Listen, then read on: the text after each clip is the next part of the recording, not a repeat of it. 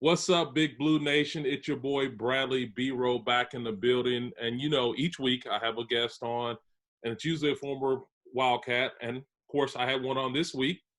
This guy is a two-athlete star, I guess. He played basketball and ran track and field at University of Kentucky. I'm happy to be joined by J Floreal. What's up, man?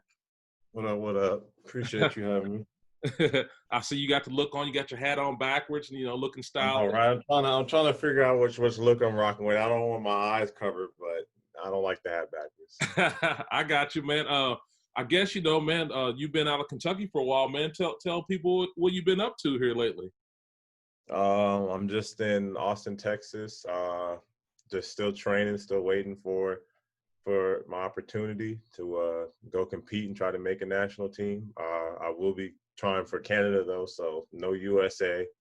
And I'm just basically waiting to figure out when we can go back to campus and train, when we can use the facilities and what we got to do to pass whatever tests are needed. But other than that, I haven't really done much. I haven't really gone nowhere. Just Yeah, chilling. it's not really much to do out here, man. I mean, people have been trying to, slowly incorporate themselves back into a regular life, which is hard to do. But for the people out there who don't know, you're actually training for the Olympics. You're a track athlete. I guess what are you competing for? Are you going for the 100, 200? Tell us what you're trying to try out for the Olympics. I think right now we're gonna focus on like 2-4, but I really want to be in 1-2. But it's not an easy transition to make when you haven't really ran track in a couple years or race in a couple years. So I'm just trying to still kind of find my niche, but just in practice, certain things feel good, and I just kind of run whatever race he tells me. So definitely right now, the longer stuff seems like it's going to be a little bit more helpful for my transition into this new lifestyle. Gotcha. And I guess, man, we're gonna go back to your high school days, man. We got to talk about that. You kind of split, a little bit time in Cali, a little bit time in Kentucky. You were a track athlete and a basketball athlete at both schools. Just talk about first being out in Cali, man. What was it like for you, running track and playing basketball there, and then we'll transition into, your days here at Kentucky. Well, first I was in Cali for a lot longer. I was in Kentucky for a little bit, like 1 year. But in Cali, man, I don't know. I mean, those are the people I grew up with. So I loved being out there in Palo Alto with my friends. I wasn't really worried about any type of demographic, differences at the time. I mean, I grew up with a lot more white people than, you know, most African Americans do. And I just, I enjoyed the time there. I mean, the weather was great. Everything was great around, and I had no worries. I was a kid, so I just didn't have to worry about nothing but competing, and that's just what I did. And in the area, I was pretty respected in those regards on the court, but definitely more so on the track. And just just junior year, just Pops was just like, "Yo, just run this race for me." And I was like, I don't know, man. Like, I don't even want to run track this year. He's like, "Just run a couple races," and I ran them, and I ended up like getting ranked in the state, and that's when track really blew up. But I was too in love with hooping. Yeah, obviously, you have to thank your parents because both of your parents were, track and field athletes. Your mom was a silver medalist in the '92 Olympics. Your dad participated in the Olympics as well in '88 and '92. What was it like for you growing up in a home, having parents that were such athletic? Was there any pressure on you to kind of, get there yourself, being an athlete yourself? No, I don't think I really felt the pressure till I got older. When I was younger, I was just doing it because I liked to win, and I knew I was good, and I liked being good, and that was just it. And yeah, you get older, and it's a lot harder. Everybody's really good, and you got to put in more effort. So I'll probably say like now the pressure hits a little bit, just like knowing that I'm 25 now, so I can, you really think you can do this forever when you're 16, 15, and then 10 years later, you're like, man, like I probably got a good 12 to 15 years left to try this. So I think like now the pressure sets in a little bit, like who they are, what they did, how extraordinary their accomplishments really are. But I'm still just trying to, find, what I can do. I like running. I love to run. I hate to hurt, but I'm getting used to it, and that's just that. Well, good. Well, good though, man. I guess we'll get to your days when you came to Kentucky. You were at Dunbar High Dunbar. School. You played basketball there, ran track there. What was it like for that 1 year you were there? Because I know that here in the state of Kentucky, man, they take a lot of pride in sports, and they really love the kids who can play multiple sports, and obviously, wear Kentucky across their chest. Just talk about your experience there first, being at Dunbar.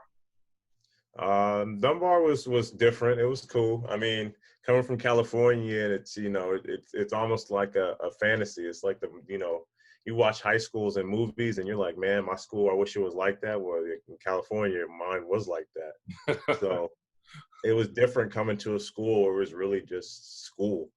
And the only escape for a lot of them kids would have been watching sports or participating or, watching Kentucky. I mean, I remember being there and with the people there, I watched every Kentucky game. And that was the year with Archie and Nerlens where it was real up and then real down. And then it was looking good. And then Nerlens went down and it was tough. But we watched every game together and we were really into it. So that was definitely different. In California, we didn't really care. We just were worried about us. Yeah. But yeah, coming here, I mean, I didn't really know anybody. Um, I hadn't built chemistry with these people over years of knowing them, and we could have done something special, but it's hard to manage 4 guys that think they're the best player on the team. Yeah, no, it's definitely tough, man. And that's why it takes a team effort to win stuff, and so sometimes you got to put egos to the side and everything else. But you had the opportunity to walk on at Kentucky at your next step.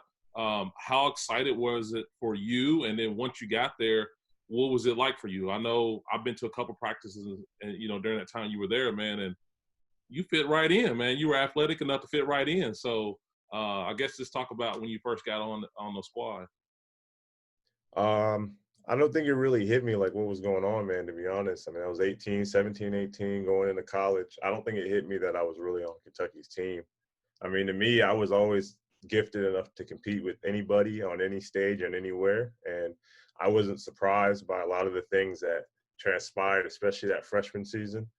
But I think me knowing me now and stuff, like I would have appreciated a lot more. Like dunking on Julius, like everybody freaked out. And I was like, I dunk on people all the time. Like I dunk on like these guys like every day. Like I don't know what y'all talk about. And I don't know. Like Yeah.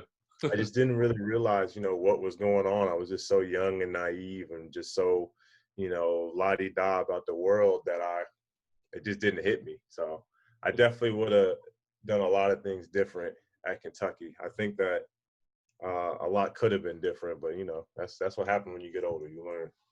Yeah, no doubt, man. Like you said, that 14-15 team probably was arguably one of the most talented teams since probably the 1996 team, when they had DA and Mercer and Antoine and McCarty, and you were on a team like that. And like you said, I remember going to practices and I saw you dunk on guys like Carl, Willie. I saw you go through and do that. So when you did it to Julius Randle in the blue and white game, everyone was like, oh, who is this EJ guy? I'm like, I've seen that before when he was in practice. So I guess that was like somewhat your coming out party. People started realizing how athletic you were. Just did it change for you on campus? Did it change you around Oh Lexington? yeah. Started like kind of, all Oh right, yeah. who's he? Yeah. Yeah. It changed. That was like the moment that people actually like remembered my name, I would say, and like actually like that was just it. Like I just remember walking around, people like, hey, man, good play, good way to play. You played really well in the game, and I was just like, oh, like appreciate it. So yeah, I mean, some things changed. I mean, it was cool. I mean, things just you look back, man, and you're just like, dang, like things could have been different. I mean, I remember right after that scrimmage, Cal told me, he's like, I'm gonna give you a chance, and I didn't know what he meant by that, man. Like Mhm. I was 18, I just dunked on Julius. Like I was just like, hey, man, like I'm just playing ball, and I think if I was ready for that chance, things could have gone different. I could have been in a different position, but try not to think that way. But it's just like, man, like Mhm. You know, I had opportunities. As Mhm. much as you want to go back and say like you didn't get it, didn't get the chance, like I had chances. I just was more focused on other things. Yeah, and I was going to kind of ask you a little bit about that. How you coming in as a walk on. Obviously, you wasn't Cal's guy, so to say. But what was those practice battles for you? Because I know, like you said, you didn't really understand what was going on, but I think you probably could have got some minutes with your athletic ability, your defense, your athletic, rebounding, all that stuff. What was those battles like? I mean, is there somebody in practice you really loved going at when you were there at Kentucky? I love going at Tyler. That was for sure my favorite. Tyler always brought out the best in me. I feel like he just didn't accept anything less than me giving everything. And even if I go out there and I look like terrible, like he would just be like, "Yo, like just keep pooping." And that's just all he wanted. And he was always like, I want E to guard me. And I was just like, I don't get why. And he's just like, you make me better. So probably Tyler. Book's up there too. I Hmm. like guarding Book. Book's a talker, and he can back it up. So it's fun. And it's fun when you can stop a talker even just once, because then you can talk. But him too. Jamal is fun because Jamal thinks I won't chase him all day, and I will. So that's funny. He just turns around and I'm there. Hmm. Um, I'll probably say, yeah, those three. That's probably top three. Tyler, Book, and Jamal. Those are my favorite three to guard in practice. Yeah, I mean, you obviously had a good relationship with Jamal. Everybody remembers the bow and arrow thing. I think the first time he shot you on the bench and the camera was on you, and you fell over. Just talk about that. It was pretty fun days. The bow and arrow after he hit the three, he would had the bow and arrow and he'd go towards the bench, and you guys started amping that up. They ended up starting to having basically a camera on you guys the whole entire game. Just talk about that. Yeah. Um. Yeah, man. I mean, I like to have fun, and I watched that year. I think that was when the Monmouth or Mom whatever their school was. That's when their bench was doing a lot of stuff, Yeah. and I didn't. I could have asked Cal if we could have done some stuff and if he was cool with it, but like it's I just wanted to have fun, and I asked him, I was like, "Yo, like if you make a three, will you shoot me with an arrow?" And he's like, "Yeah, man, like no big deal." And I had to tell Deb, and she told ESPN, and they are like, "What are you going to plan to do? We heard you're planning something." And I really wanted to be a big surprise, but they're ruining it. Um, they're like, we're not going to put the camera if we don't know what's going on. I was like, well, he's going to make a three, he's going to shoot an arrow, and it's going to smack me in the heart. And they were just like, oh, okay, like that's really creative, that's cool. So that's what we did, and we just ran with it. I mean, every time he made one, he just shoot an arrow, and we dodge it, we catch it, we whatever. I mean, at that point in the season, you kind of know who's going in the rotation and who's not, and you got to find a way to have fun and be engaged, and that was my way of being engaged with my teammates. Was just keeping their energy up by just like have fun. Yeah, no, I definitely enjoyed it, and I always try to catch that moment when I was shooting the game. Try to swing over to the bench real quick and make sure I get that reaction, especially if Jamal shot a three. Even before, like other things that you did too as well was before the game actually even got started. You guys get in a huddle before you break to go to your benches, do the national anthem, and all that stuff. You would get in the circle and you would dance, and They that's made me get in. huh. Not want to get in. I you did know, not want to get in. you know. No, no. I that was the 14-15 year, Uh-huh. and I didn't used to go in at the beginning, and something happened. I don't know if it was the Kansas game, but something happened, and I danced, and we were going berserk. Like we just killed them. Like it was just like a movie. So I remember like the next game, I didn't want to dance, and Brian was like, "You better get in there." So I danced again, and we blew another team out. I think then that was like UCLA or something. So it was just like we were killing teams, and eventually, like every time they'd be like, "Come on, E, come on, E." I'm like, "Come on, y'all!" Like every time I'd be like, "Come on, y'all!" Like come on, bro. Like I can't do nothing. They'd be like, "You better get in there and dance." So I was like, "Whatever." Like I'll dance. Yeah. I'll think of something. Nah, you were creative, man. I mean, you got a workout in. I was over there watching. I was like, man, EJ putting in work, man. Like you had it going on, and you were always creative. You kind of freestyle it. You know what I mean? Like I thought you were gonna do the same stuff. Next, boom, you hit another move, and I'm like, okay, EJ broke out something different. So I Right, like that. right, right. They lucky I mean now I have a whole new bunch of moves. None of that corny stuff no more. It's all real now. Yeah. And then once you decided, after you played 3 years at Kentucky, you decided to kind of hang the basketball shoes up and go to the track, man. Bring on your track shoes and play for your dad. Just talk about that. Why was it important for you to do that while you're at Kentucky? And what was it like, I guess, having your dad as a coach and be able to, teach you to where you're at now? Um, I don't know if it was important to be at Kentucky. Looking back, the only thing that I would regret if I had gone straight out of high school, which I kind of wish I did, uh, just because my dad gives a lot of structure. He gives a lot of, he's very hard, but he's very honest. He's very loyal to you if you're loyal to him. And I think that's what I needed at 18, 19, 20, I mean, Cal gives a different thing, a different, I'm not even sure what the word is for it, but he gives different stuff to those kids that come in and they need different stuff. I mean, that's why he's so good. He's able to adapt to these kids. He's able to manage egos. He's able to keep people focused on the pursuit of one goal as a team. At least, the teams that buy in, that do well, you see that. So I don't think, like, for me, that wasn't something that I really needed. I mean, felt like I was always trying to be a team guy. So I think more so I needed the structure. I needed, someone to be hard on me and let me know that you only giving like 10%. You're not doing everything you can. You don't need to be out here if you don't want to do that. But again, like I said, I would have missed out on a lot of friends that I have, a lot of opportunities, a lot of places, a lot of great games I've seen, a lot of big moments in college basketball history. Yeah, no, it was, man. I enjoyed the ride there. Covering the team while you were on there, it was amazing. I was able to go to like 5 Final Fours, and I'd never been to the Final Four, and so that was something special. Um, you Back know, to back. That was fun. That Hey, was fun. it was fun, man. I'm telling you, like, just being around you guys, like, especially that 14, 15 team, when you had, Willie had personality, Marcus had personality, Tyler, Carl, everybody, man, on that team was awesome to talk to. And I remember, just going around, just you could talk to anybody and get any kind of answer. And I think you even took our microphone and kind of started interviewing other Yeah, I players. got in trouble for that. Hey, I didn't I even got in trouble for that. They was like, "Oh, only take our stuff. Only take the Kentucky stuff." And I was like, "Yo, like, I'm 19. I'm just trying to have fun. I'm sorry. I wasn't trying to give nobody no secret pass."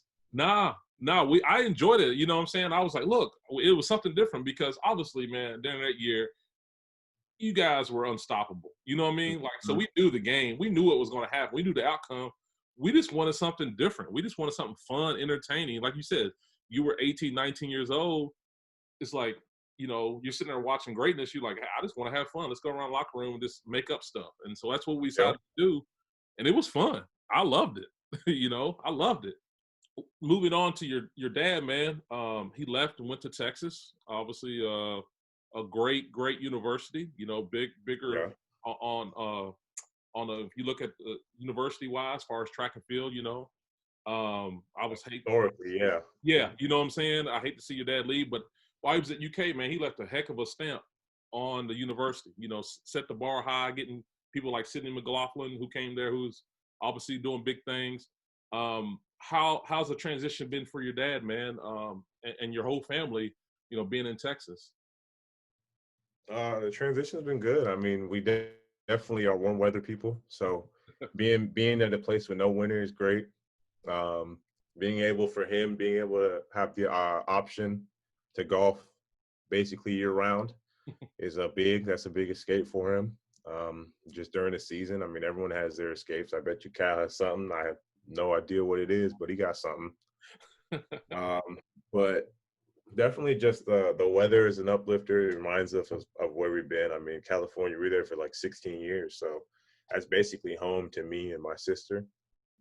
Even if, the older we get, we might call the places home. I mean, that's where we grew up. So definitely the warm weather helps. Everybody seems to be doing well. A lot to do out here, a lot of places to go. So definitely been a solid transition. I mean, going from little town to bigger city. Yeah, no doubt, man. I've been to Texas a few times, been to Houston, and I've been to Dallas, and it's very spread out, very, very hot in the summer. Like you said, very warm. Definitely enjoyed the city there. Um, and I guess for you, man, I want to get your thoughts. You've been a Cali kid, obviously, you've been in Kentucky. Well, what's going on right now with this whole police brutality, social injustice, us being of color? I guess I want to get your thoughts, man. Like, you've been in Cali where people kind of didn't really care about a lot of that. They were just kind of freely going. And obviously here in Kentucky, it's always kind of been divided, blacks and whites and whatnot. I guess real quick, if you want to, give your thoughts on, what's going on right now and what do you think we need to do to help make that change? Yeah. Like you said, where I grew up, I really didn't have to deal with a lot of that. So for me, this is really the first time that even I'm being opened up to really what's going on. I mean, obviously, I know the tragedies from the past with other African Americans, especially like kids. But this is for me. I mean, I wasn't around with the Rodney King riots and seeing that on film, and everything in between. I was caught on film. I really wasn't aware of, just because my area wasn't, that's not something that was publicized, at least not to the kids. So for me, seeing this now, I mean, this is what's been going on. And as I can't say that I've been around for it all, but this is definitely wrong. I don't have all the answers. The only thing I know is that something's got to change, whether that be what we teach our kids, whether that be their requirements to uphold justice in any form, whether that be telling people, educating people to vote, so that we have somebody in power that we believe will make a change. And it could be all of them, it could be one of them, it could be none of them. I'm not sure, but for me, it's like this. It's not right. And there's a lot of other places in the world where we can take a page out of, take an example from, just to see what they do. I did some research. I can't remember the country, but they require like 2.5 years of college in order to be a police officer. And for us, it's about 6 months, and all you need is a high school diploma. Right. So it's different in other places, and other places seem to have made it work, and it might be doing more, and it might be being extra. But if it's what keeps it safe, I mean, are we one to complain? Right. No, I totally agree, man. That's a very good point you bring up there, and I think we can also take a page out of a few other countries and how other places are doing things to help us out. As a world, as people, because we all need it. We also need to learn every day, no matter what's going on. And I guess, man, all those guys you played with from 13 to 2016, 17, do you stay in contact with a lot of them? Do you still text, call, meet up? What is some of the relationships of some of the guys that you play ball with? Yeah. I don't know. I'm kind of awkward, man. So like, I don't want to act like I'm bugging them. So like, I don't really hit them up that often. I don't, I just kind of pop in here and there. I mean, they got their own lives to me, and it's like, we shared, years together. We shared experiences together. I mean, in that moment, those were, for the betterment of 3 years. I mean, those are my best friends. And now we've moved on to different places. So when they get their accomplishments, I for sure hit them up and let them know I'm happy for them. And this is the stuff that it's just crazy, because the stuff that they used to tell me, and I'd be like, yo, y'all crazy, yo, like y'all gonna be making 150 million at 19, tripping. And then book comes out, Carl comes out, so um I definitely try to pop up here and there, Yeah. act like, really nothing's changed. Sometimes I'll go roast Andrew, and he'll come and talk, and we'll have a little convo, and then that's it. Like I said, I hit up Book here and there. I sent a couple of gaming clips because I know he games. I'm trying to get him to run with me, but man, he's going crazy right now, so I don't blame him. Yeah. I No. don't blame him. I definitely stay in contact. Y'all know Marcus, my boy, so I talk Yeah. to Marcus every here and there, but we talk forever. Jamal, Johnny, Hmm. Isaac, Mike Mulder. That last year, that team was real close with me. Malik, Tyler for sure. That's like, even though he's smaller, whatnot, like that was like big bro to me. He really took care of me. Hmm. So, and then just wherever I fit in. I mean, Yeah. I'm not, like I said, I'm not one to bug them for gear and try to bug them all for tickets. I mean, like, hey, like if Mhm. it works, it works. If it don't, it don't. But like, I just, just want them to know I support them. That's it. Yeah, no, that's good, man. And like I said, I stay in contact with some of the guys like Marcus. We text every now and then. And actually, he was my very first guest I ever had on when I started doing this. Back Hmm. when the Coronas first started, I hit him up and he was like, "Yeah, man," and he was my first guest. So I always got love for Marcus. You guys were always fun to hang around with and joke around with. And So that's my dog. yeah, he's funny, man. He's funny, and I know he's still trying to get it in, trying to make that league, and I know he will one day. He's still balling in the G League, and so I'm not worried about that. Before I let you go, man, is there anything that you miss about being in Lexington or the fan base, or anything you want to say to them? Because I know you're in Texas now. You're a Longhorn, but is there anything you miss about the BBN?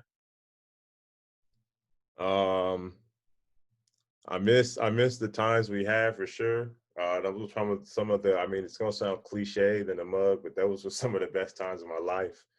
Those are some of the happiest times that I've ever had. Those were some memories that I'm never gonna forget. And a lot of that has to do with how they, people around there treated me. A walk on from California that you don't know nothing about. So I definitely miss the hospitality. Just how open everybody was for me, even if it was just because I played basketball at Kentucky. It was appreciated.